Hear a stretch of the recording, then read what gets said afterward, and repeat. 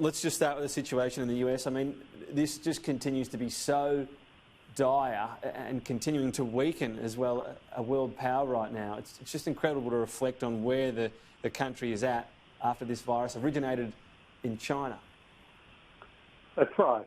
There's so many facets of this crisis in the United States. There is obviously the human tragedy, then there is the terrible economic damage, and then we've got to go to the incredible political dysfunction that is occurring there.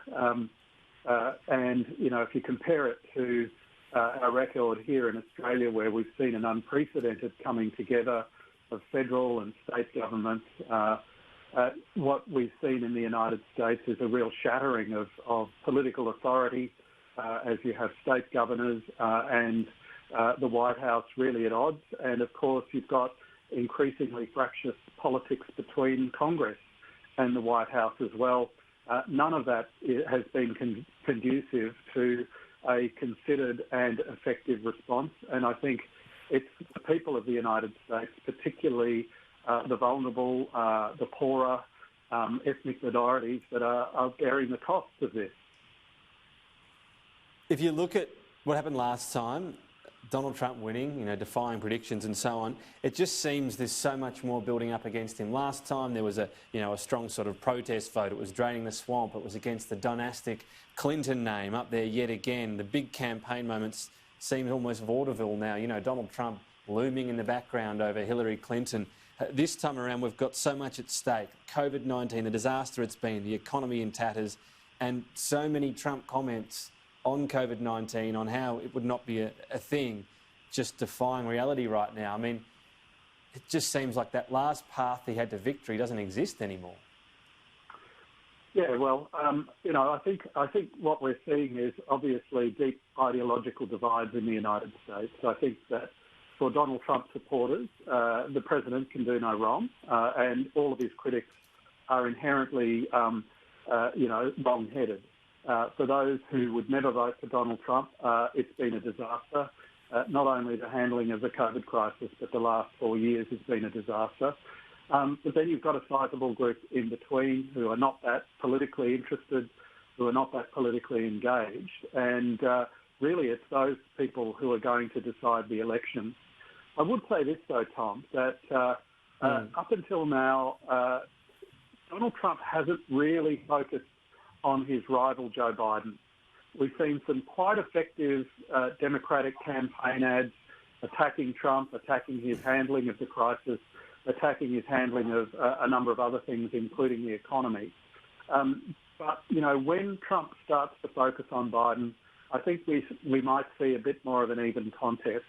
He is an incredibly effective political communicator. His ability to size up opponents and to skewer them is really quite formidable. And I do think that Biden remains a little bit vulnerable to Trump coming after him. So I think until the campaign proper is underway and people have started to really focus on the election from probably September onwards, the beginning of September onwards, we're not really going to get a sense of the balance of this contest. And you think that could still be a potent attack by Donald Trump? I mean, Joe Biden's obviously been extremely underwhelming at times himself, but amidst, if this crisis really continues at that level, I mean, presumably it'll include some classic Donald Trump name-calling as well, that the people in the middle you spoke about, and there aren't a lot in America, but they still have an impact on the result, won't just go, surely we have bigger issues right now?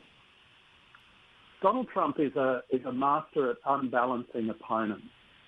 He's incredibly good at using incendiary language, at using outrageous claims, at using outright lies to really drag the contest onto his own ground where he feels comfortable. We saw Hillary Clinton fall to that tactic in 2016, and it's going to take a huge amount of self-discipline from Joe Biden not to be dragged into those Trump areas of contest. I don't personally think Joe Biden has that sort of discipline, but we'll have to see. So much does hinge on how good the campaign team around Biden is. and how willing he is as a candidate to be controlled by them, if you like, or to be managed by those by that campaign team. I wanted to ask you about a big declaration from the US that most of China's territorial claims in the South China Sea are illegal.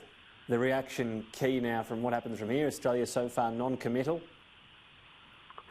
Yeah, look, I think this is just another front in the rhetorical war that's opening up. We've seen that very much confined to coronavirus and Hong Kong. Obviously, the United States is opening up another front here. We know that the United States, Australia, Japan, other countries don't accept the legality of China's claims in the South China Sea, and in fact accept the arbitral decision of several years ago that found against the legality of China's claims there. So I don't think it really changes very much. I think there will be a predictable response from Beijing. It's just another front in the rhetorical war, really. Just finally, we're nearly out of time, but we've made a stand on Hong Kong, Australia that is, over this issue with one country, two systems, and obviously the usual threats have come from China, but we've got others, the UK, Canada, going down this path. Is there any safety in numbers, or are you expecting some more trade ramifications? Oh, it's always hard to tell with China. I think China relies on the unpredictability of its actions to increase their effectiveness. What's really interesting is how unsuccessful the beef ban has been, for example. We've seen an unprecedented growth in beef exports to China this year. So, look, it's hard to tell. I doubt China will be distracted in its anger against Australia. It's angry at us for a whole range of reasons, and this will only add another element to that. Michael Wesley, appreciate your time. Thank you.